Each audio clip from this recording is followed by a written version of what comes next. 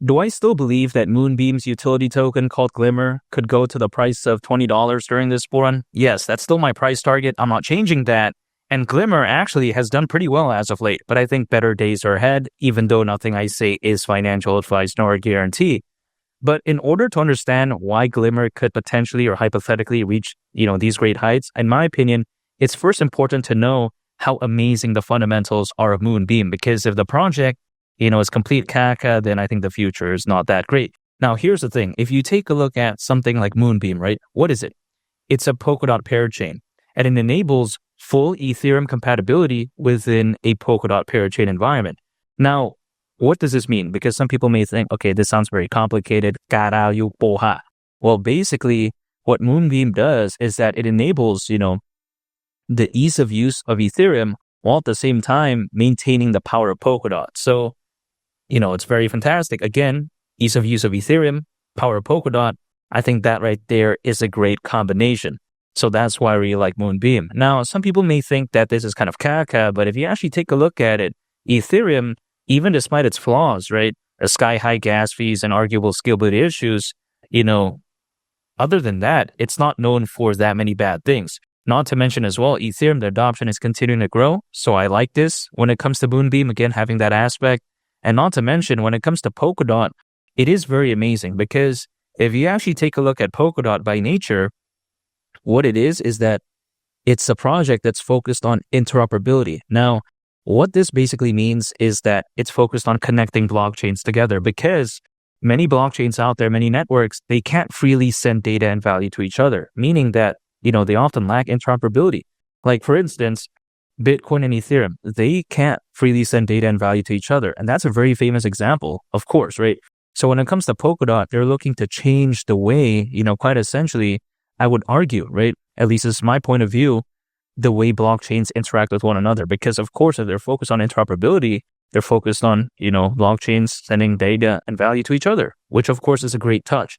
So again, if something like Moonbeam can offer the power of Polkadot, which of course we all know is amazing, and also the ease of use of Ethereum, that's game set match right there. I think Polkadot is one of a kind, and I think it's very amazing. Now, not to mention, if you take a look at Moonbeam, it quite essentially has a support system, much like Polkadot. Now, what do I mean by this? If you take a look at Polkadot, it has a canary network called Kusama. Now, what is this, right? The benefit of Kusama is this.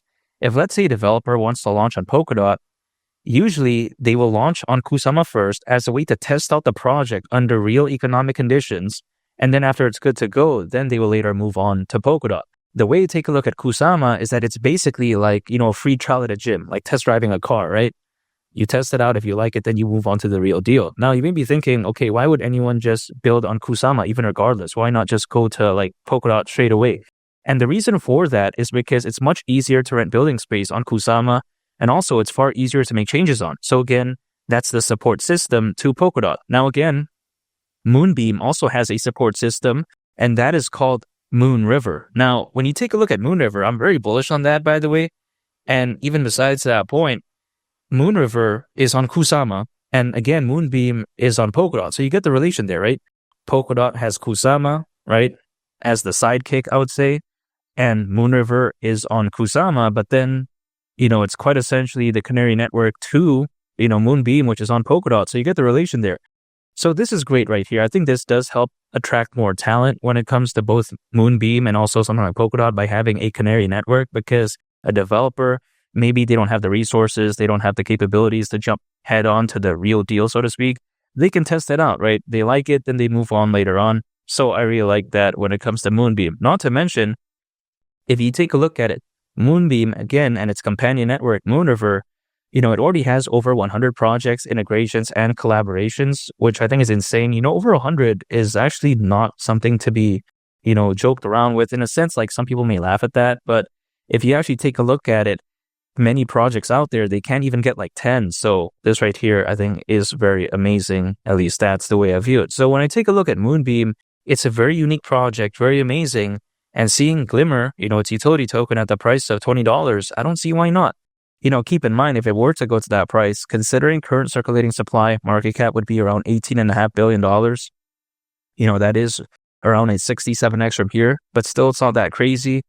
This isn't even like, 50%, or should I say around that, of Shiba Inu's all-time high market cap. Shiba Inu reached around 40 billion. I mean, come on, right? This is like less than 20 billion.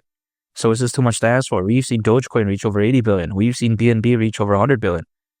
I just don't think, this is too much to ask for. If something like Luna Classic, if something like Litecoin, if something like Klima DAO can pump and find a bottom, I don't see why Glimmer would do bad. You know what I mean?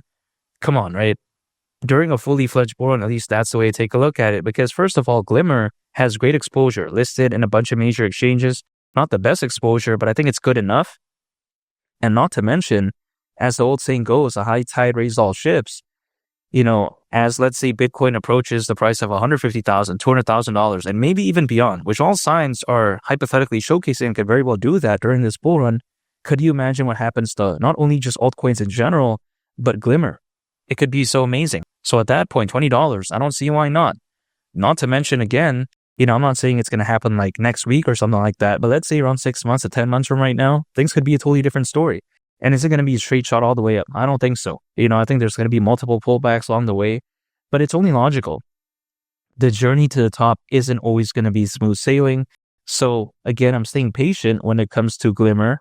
This whole time I've been talking about Moonbeam. Everyone was saying it's caca, it's trash, all this type of stuff. Well, as the old saying goes, again, a high tide raises all ships. I just never saw why Glimmer would do bad, because we've seen a project time and time again, right? We've seen the general recipes for success. Great exposure, amazing fundamentals, good community. And isn't that what we're seeing when it comes to Moonbeam? Community is A+, in my opinion. It may not be the biggest, but they're very passionate. Not to mention, you take a look at how fundamentals for Moonbeam are great. And third of all, we see how when it comes to Glimmer, again, exposure is amazing. So if you actually take a look at something like this, I don't see why it would be bad. You know what I mean? Now, granted, is it going to be the best performing thing out there? No, because $20 again is around a 67x from here. But it doesn't really matter because I'm not looking for a micro cap anyways. That's a little bit too much risk for me. But I'm not necessarily going to FOMO into something like Ethereum, Bitcoin, Solana, or like a BNB, where they can't do, let's say, over 60x from where they are as of right now. I'm not talking about like 20 years later, though. I'm talking about, let's say, around 6 to 10 months from right now. What could they do? They can't do that, right? Bitcoin sure could go to the price of $200,000, but that's just slightly over a 2x from right now. Ethereum can go to 10,000 in my opinion, but that's not like over a 10x, you know what I mean?